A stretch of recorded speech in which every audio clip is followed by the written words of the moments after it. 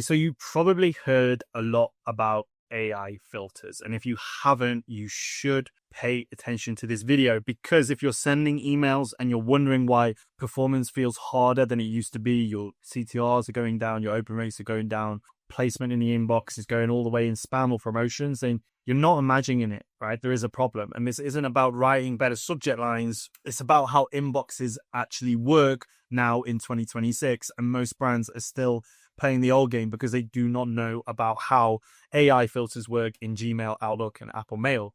And that's what we're going to cover today. Now, before we get into the tactical and why this is worth your time, I'm Daniel. I run retention for 7, 8, and 9-figure e-commerce brands. You can see an example of a brand here. We have just been starting to scale really, really quickly now into January. We're up 25% in attributed revenue compared to last year, $173,000 so far for January. We're really, really just going to the moon with this one. As I mentioned, I run retention specifically at HaysMedia.co. Here we have been scaling brands, e-commerce brands, for the past 5+ years with marketing on the paid ad side, but also what I'm talking about on this YouTube channel is retention marketing, email and SMS marketing. There's some examples on the website of brands that we've worked with and also some case studies as well. Now, what we're doing is we're giving right now retention audits. They're completely free. The purpose of this retention audit is to find where you're leaving money on the table for your business. And more importantly, we're going to be giving you the playbook, the action plan that you can take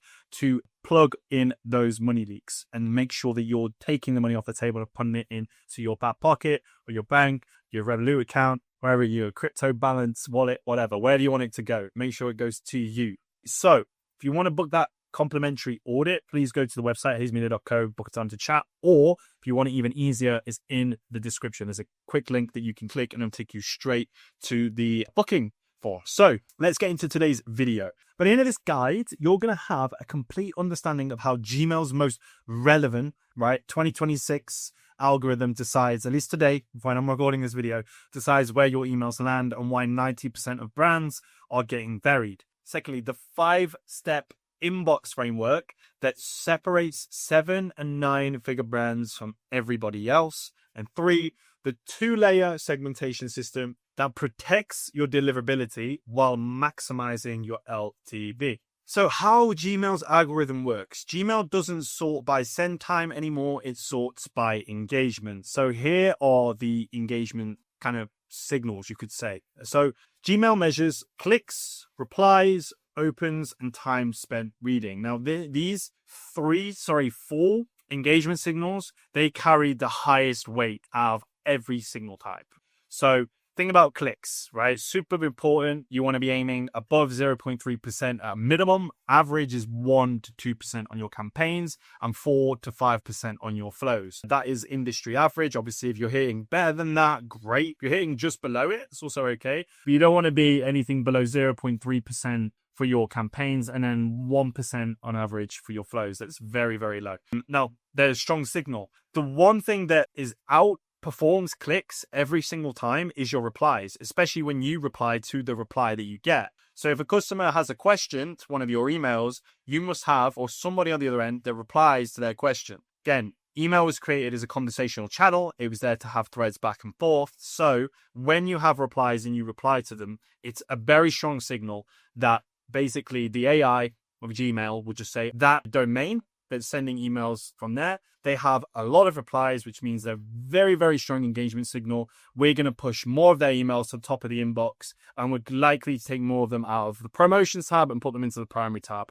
It also means more people see your emails and more of them will get opened and clicked, etc., etc. Now, time spent reading is another one. Now, this is hard to measure. There may be some tools out there. I don't know of any personally, but it's hard to know how long people are reading. Now, that doesn't mean just, put loads of copy in your emails and suddenly long form copy is the winner and every email needs to be 3 paragraphs long. No, that's the opposite of what you should be doing. And the idea of, time spent reading is to make your copy really engaging, right? And make it engaging to read. It boils down to very, very, simple copywriting knowledge. And it's making sure that the reader always wants to keep reading. There's always an open loop after each sentence so that they eventually get to the CTA and they want to click to really close that loop, that curiosity loop.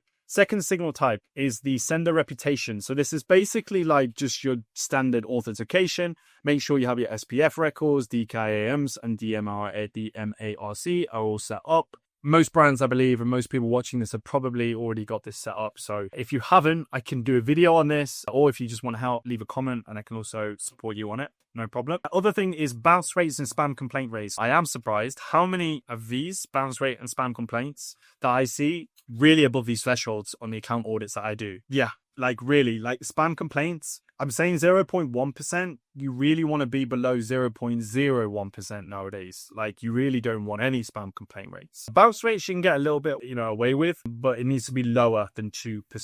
For sure. And you can find these all out on your Klaviyo dashboard. Content signals is where you have like personalization inside the email. Klaviyo does a lot of this. Certain dynamic variables like the first name, the product they last viewed, the dynamic images and stuff like that. Deal relevance, making sure that, you're segmenting properly based on the audience and where they are in the customer journey. And then also plain text versus image heavy. And I'm not going to talk too much about plain text because I feel like I talk about that in every video.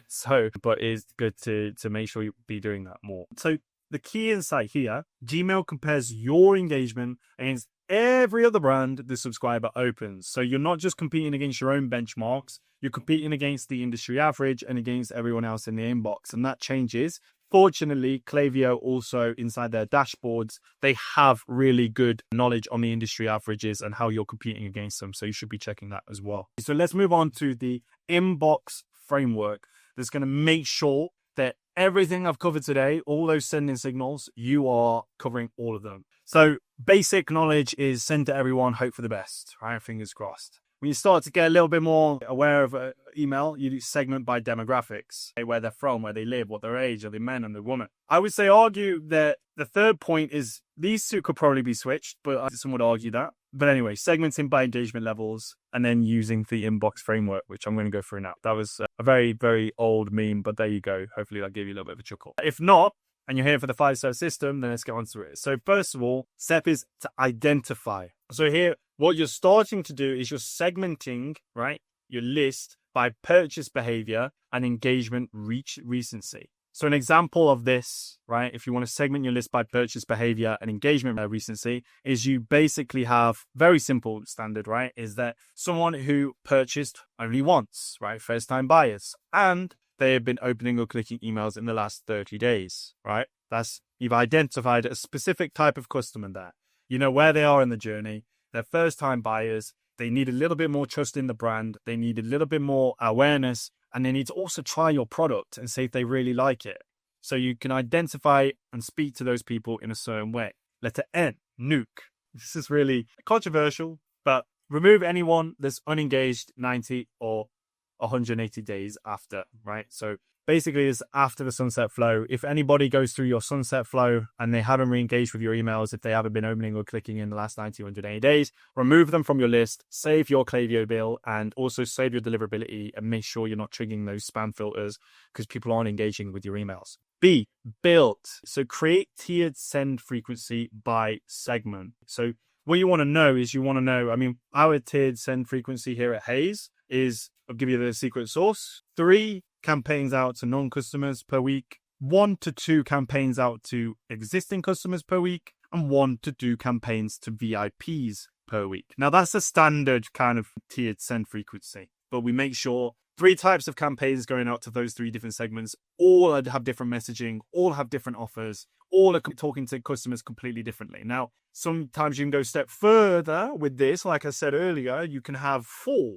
You could have non-customers, right? You're engaged. First-time buyers who are engaged. Those who bought more than once, repeat buyers who are engaged. And then your VIPs. So that's 4. And you would have 3 for non-customers, I think, is a minimum. You need to just have that as a baseline and do more if you need. But the other segments, the first-time buyers, repeat buyers, and your VIPs, those you can do 1 to 2 per week. You don't want to be sending too many. And you also don't want to be just relying on discounts on those guys because likelihood is they converted on some kind of offer, right, on the beginning, whether it's a discount or a free shipping or whatever it is that you guys are doing. If it's a tiered offer, buy one go free, mystery gift, whatever, the likelihood is that's not going to work again. So you don't need to. You don't need to try it. You don't need to try and fool them again or convince them again or, whatever, right? Persuade them again. Just go in with very personalized messaging for those 3 segments. So after you've done these 3, we have the optimize. So following the 80-20 rule, 80% of your campaigns that you send out every week to those segments I just told you about should be value-driven, educational content that basically makes the customer trust your brand more, interact with your brand more, and find things interesting. Stuff like 3 things to do with your new product that you just bought, and fill in the new product bit with your actual product. So 3 things to do with your new moisturizer, or 3 things you need to do with your new lawnmower. 20% of that should be promotional asks. And this is where you start to list in like flash sales, main sales, like main holiday sales, and could be even like bundles, specific bundles for specific seasons, like stuff that feels promotional and sounds promotional. That should be 20% of your emails per month. And then you mix in terms of like the 80-20, the style and the content that you're going to be giving out is you want to be mixing in some of those being plain text, some of them being designed emails. And then X, we put execute. It's technically an E, but for this argument, say execute with an X. Make sure that your SPF, DMRC setup, and deliverability monitoring. So you want to be checking and making sure that you're constantly monitoring this to make sure that nothing's changed. Sometimes people make updates on the website, which then can affect your records.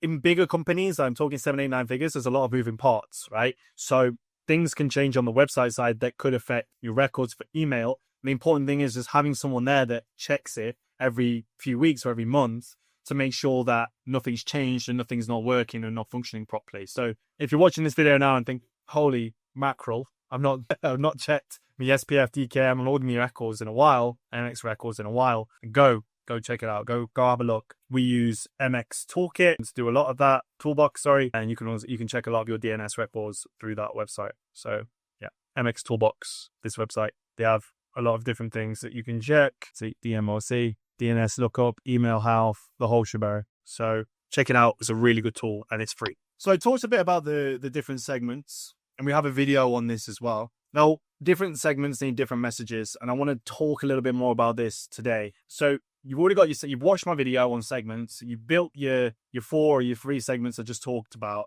What do you send to these people? Like, what exactly should you be sending? So here's some good examples, some really good brands here. We've got Dr. Swatch, Byte, Nutrafol from the pack.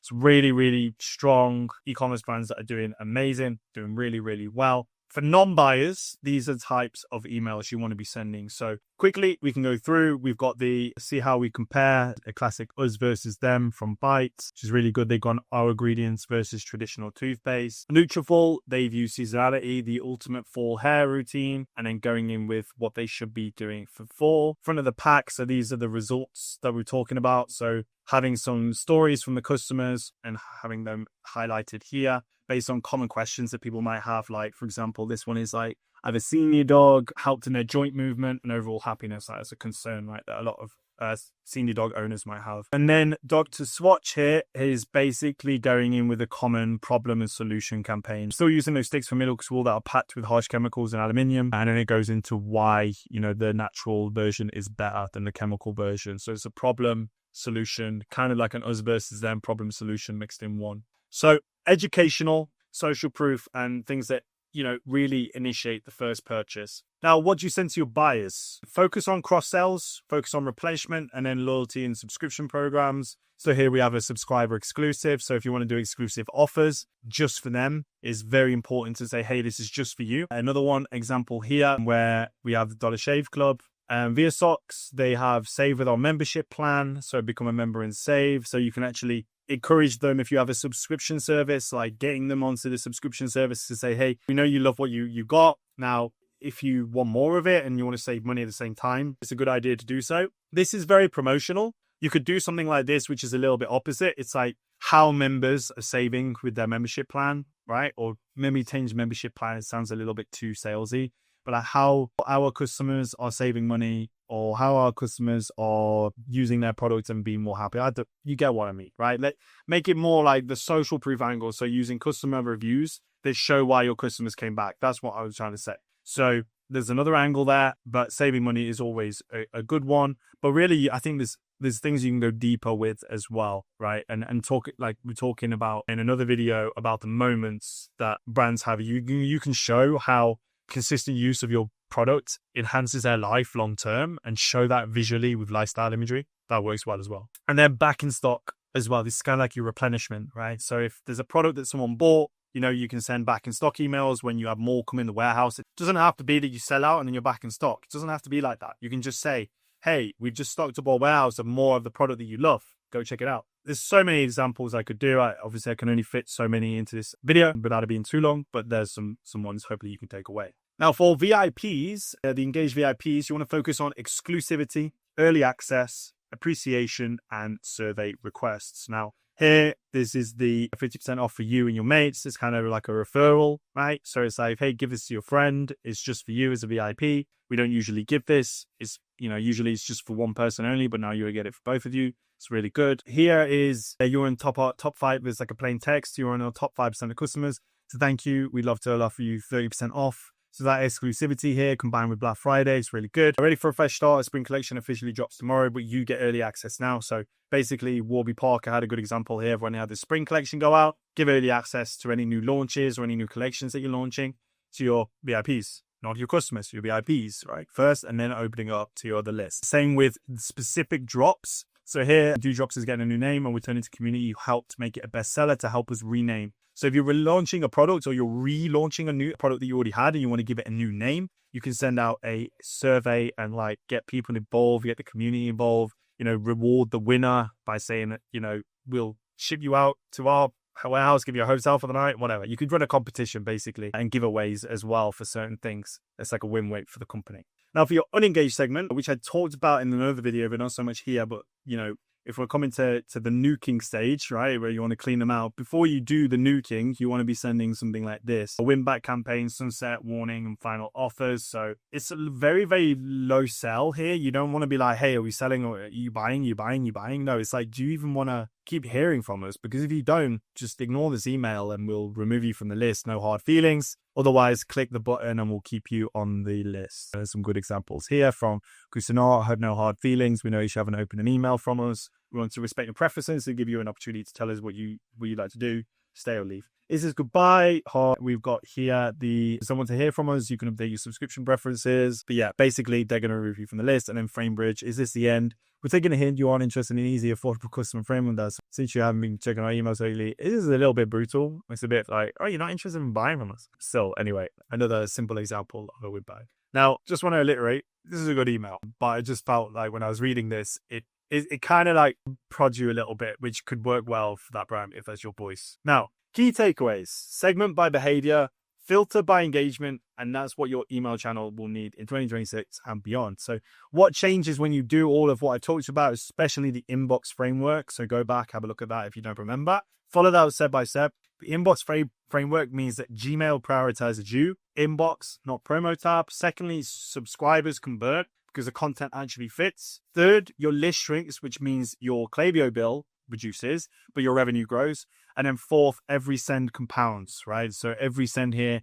because you're sending the correct messaging, the correct offers, and you really dial in on your segments, LTV grows, not your vanity metrics. Now, you've seen the dashboards, you've seen my website, Hayes Media. You've also checked out this video. If you feel like you would like a second pair of eyes on your account, we do complimentary audits. Like I mentioned, no pitch decks, no fluff, just high value, high opportunity, high ROI breakdowns of what's helping or hurting your revenue. And if nothing else, take this one thing away today. Inbox performance in 2026 is about relevance. It's not about volume. That's it. See you in the next one.